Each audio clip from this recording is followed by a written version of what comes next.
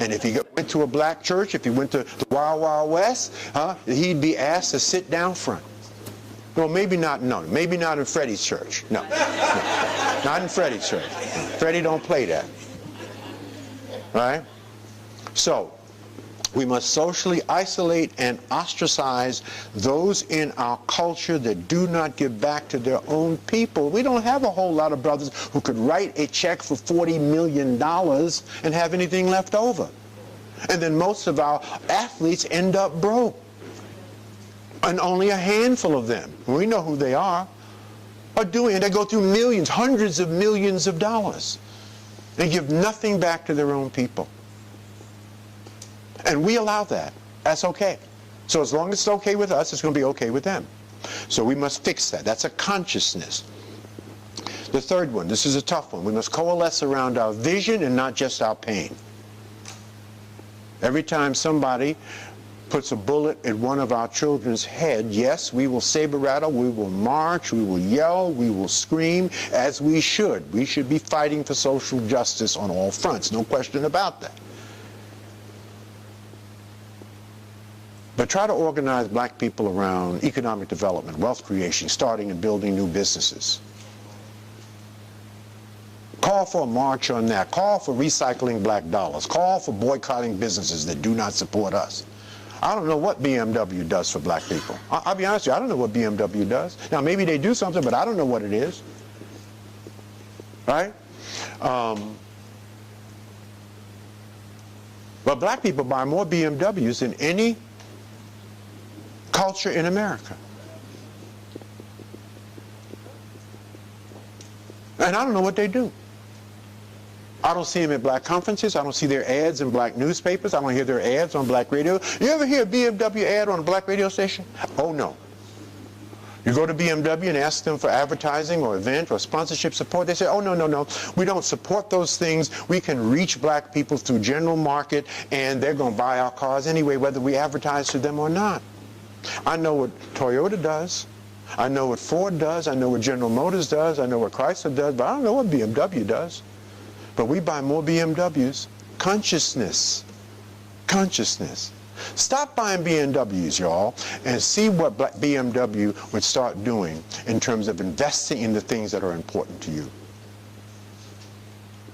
But we will not coalesce around that. That's a power. That's power that we have that we do not use.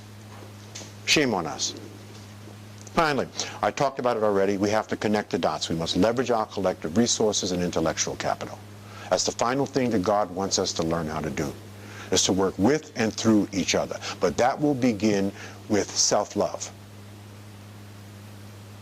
Because most black people do not love themselves because they don't even know who they are, as I said earlier. And you see, if I do not love me, there's no way that I can love you, because when I look at you, you become a reflection of me. That's called low race esteem. And that's why we don't collaborate. That's why we don't do business. That's why we recycle. We have low race esteem, which is driven by low self-esteem.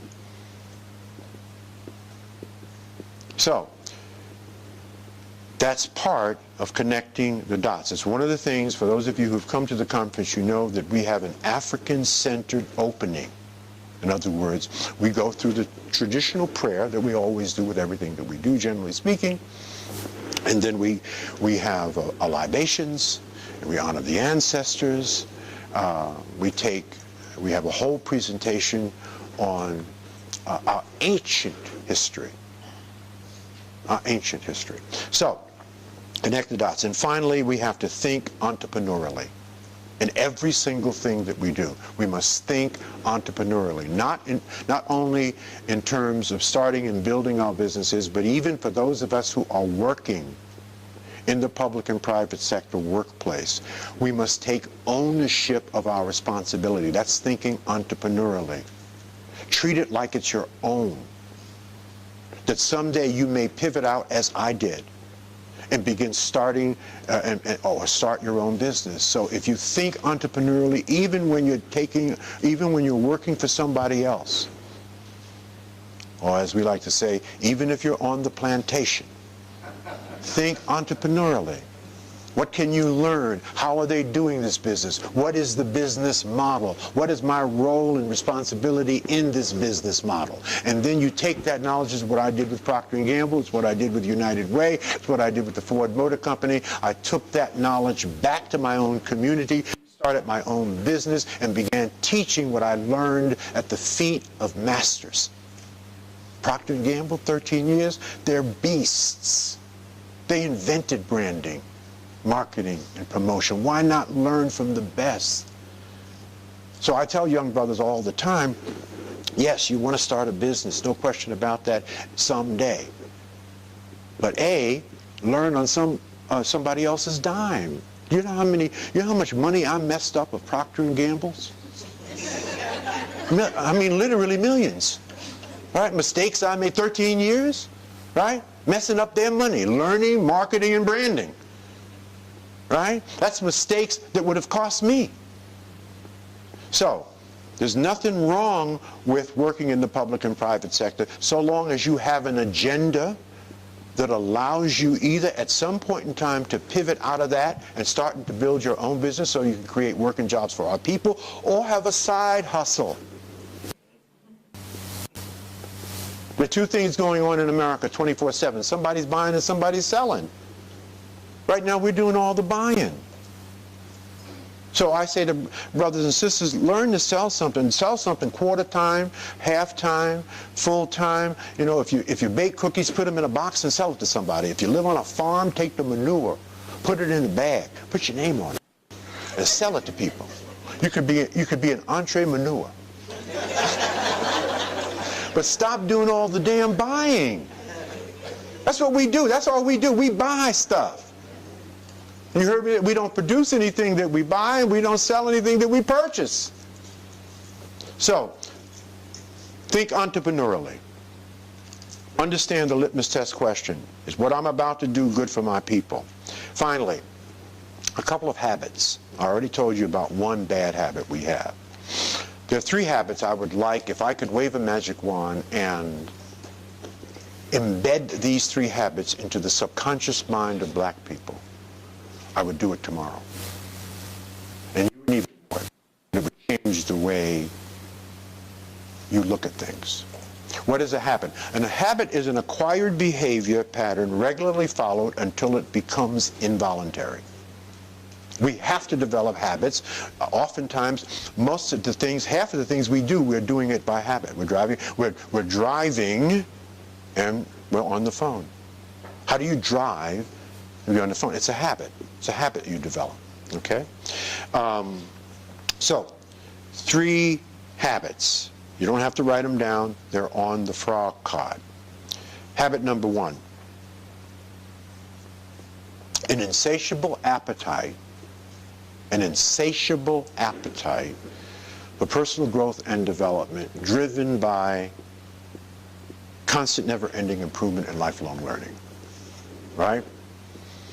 This is actualized, brothers and sisters, by a greater knowledge of self. We talked about that. Read something other than about 400 years of slavery. We are much more than that.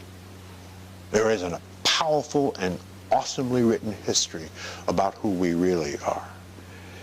This will help us to build self-esteem and black self-respect.